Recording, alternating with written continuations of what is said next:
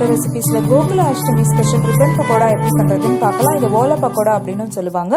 இதை நிறைய பேர் கடலை மாவுலையும் பண்ணுவாங்க. இப்போ நம்ம கடையில் விற்கிற அரிசி மாவில் ரொம்ப ஈஸியாக எப்படி பண்ணுறதுன்னு பார்க்குறோம். பிகினர்ஸ் நீங்கள் இதை பண்ணி அசத்தலாம். இதுக்கு நான் கடையில் வாங்கின அரிசி மாவு ஒரு அழகு எடுத்திருக்கேன், 200 கிராம். ஸ்டோர் பாட் ரைஸ் ஃப்ளாரில் தான் இதை நம்ம பண்ணவே போகிறோம். ரொம்ப டேஸ்டியாக இருக்கும். வறுகடலையை நல்லா மிக்சியில் ஃபைன் பவுடராக அரைச்சி எடுத்திருக்கேன். அது ஒரு அரை அழாக்கு சேர்த்துக்கிறேன். அது அதிகமாக சேர்த்துறாதீங்க, எண்ணெய் குடிச்சிரும். கடலை மாவு அரை அழாக்கு. இந்த மாவுக்கு தேவையான அளவு உப்பு, கொஞ்சமாக காரம், நிறைய சேர்த்திங்கன்னா கலர் மாறிடும். அரை டீஸ்பூன் பெருங்காயம், 2 டேபிள் ஸ்பூன் எண்ணெயை நல்லா காய்ச்சி அதில் சேர்த்துருங்க. சூடாக இருக்கணும். இப்போ நல்லா மிக்ஸ் பண்ணி விட்டுக்கலாம். அந்த எண்ணெய் நல்லா சூடாக இருக்கும், அதனால டைரெக்டாக கையை வச்சிட வேண்டாம். கொஞ்சம் மிக்ஸ் பண்ணிவிட்டு சூடு குறைஞ்சதுக்கப்புறம் நம்ம கையை வச்சு மாவை நல்லா கலந்துக்கலாம். இப்போ நம்ம கையை வச்சு நல்லா பெசரி விட்டு அதை மிக்ஸ் பண்ணிக்கோங்க. அந்த எண்ணெய் எல்லாத்துலேயும் படுற மாதிரி இருக்கட்டும். அந்த உருண்டையெல்லாம் உடச்சி விட்டு நல்லா கலந்துக்கோங்க. இதே ப்ரொப்போர்ஷன் நீங்கள் எடுத்தீங்கன்னா சூப்பராக வரும். இப்போ நல்லா கலந்ததுக்கப்புறம் கொஞ்சம் கொஞ்சமாக தண்ணி சேர்த்து ஒரு சப்பாத்தி மாவு போல் கலந்துக்கலாம். கொஞ்சமாக சேருங்க.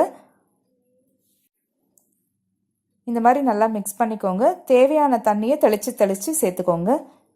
நல்லா சாஃப்டாக போட்டு பிசையணும். போட்டு அழுத்தி சப்பாத்தி மாவு அடிக்கிற மாதிரி அடிக்கக்கூடாது. எல்லாத்தையுமே கலந்துக்கோங்க. எனக்கு மொத்தமாக 1.5 டம்ளர் தண்ணி தேவைப்பட்டது. ஒரு 300 ml இருக்கும். இப்போ இந்த மாதிரி சாஃப்ட் மாவாக பிசைஞ்சு வச்சுக்கோங்க. இது கொஞ்சம் நேரத்தில் இருக்கும், அதனால இந்த கன்சிஸ்டன்சி நமக்கு கரெக்டாக இருக்கும். ஏதாவது ஒரு முறுக்கு பண்ணுற ப்ரெஸ் கண்டிப்பாக இருந்தால் தான் இந்த பக்கோடாவை நம்மளால் பண்ண முடியும். நம்ம இப்போ யூஸ் பண்ண போகிற ப்ரெஸ் பட்டசீவல்ன்றதுனால இந்த ஷேப்பில் இருக்கிறத யூஸ் பண்ணிக்கோங்க. இல்லை இதுவோ இல்லைன்னா அதுவோ. நான் எப்பயுமே ரொம்ப ட்ரெடிஷ்னலாக யூஸ் பண்ணுறேன், இதை தான் எடுத்துக்க போகிறேன். பிகினர்ஸ் உள்பக்கம் கொஞ்சம் எண்ணெயை தடவிக்கோங்க. உங்களுக்கு அழுத்தும் போது அப்போ கஷ்டம் இல்லாமல் இருக்கும். நீங்கள் ப்ரெஸ் வச்சுருந்தாலும் ஈஸியாக இருக்கும். அந்த சைட்ஸில் நீங்கள் எண்ணெயை அப்ளை பண்ணிக்கோங்க, குக்கிங் ஆயிலை. இதுவும் மேலே நான் எண்ணெயை அப்ளை பண்ணியிருக்கேன். இப்போ மாவு ஃபில் பண்ணலாம். அந்த ஹோல் சைஸுக்கு உண்டான மாவை அது உள்ளே வச்சுருங்க. போட்டு அழுத்தக்கூடாது, ஜென்டலாக வைங்க. முறுக்கச்சு ரெடி. எண்ணெயை காய வச்சுக்கலாம். மீடியம் ஹீட்டில் இருக்கட்டும். இப்போ காஞ்ச உடனே நான் ஒரு சின்ன துண்டை கிள்ளி போட்டு டெஸ்ட் பண்ணுறேன். அது மேலே வந்தால் எண்ணெய் காஞ்சாச்சுன்னு அர்த்தம்.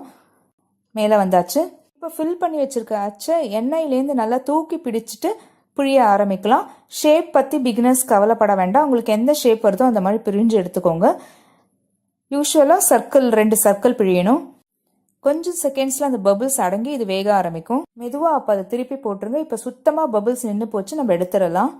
நல்ல அகலமான ஜல்லிக்கரண்டியை வச்சு எக்ஸஸ் ஆயில் எல்லாத்தையுமே ரிமூவ் பண்ணிவிட்டு எடுத்து டிஷ்யூவில் நீங்கள் சேர்த்துடலாம். ரொம்ப அருமையான ரிப்பன் பக்கோடா இப்போ ரெடி ஆயாச்சு. நீங்கள் இந்த முழுசாக அப்படியே வச்சுக்கணுன்னாலும் ஸ்டோர் பண்ணி வச்சுக்கலாம். 1 வீக்லேருந்து 10 days நீங்கள் இதை ஒரு டைட் கண்டெய்னரை போட்டு யூஸ் பண்ணலாம். இல்லை இந்த மாதிரி துண்டு துண்டாக உடச்சும் வச்சுக்கலாம். எவ்வளோ கிறிஸ்பாக இருக்குது பாருங்கள். வாயில் போட்ட உடனே கரையிற மாதிரியும் இருக்கும். கரெக்டான ப்ரொப்போர்ஷன் அந்த பொட்டுக்கடலையும் கடலை மாவையும் சேர்த்திங்கன்னா உங்களுக்கும் ஃபர்ஸ்ட் கிளாஸாக இந்த ஓலை பக்கோடா வரும்.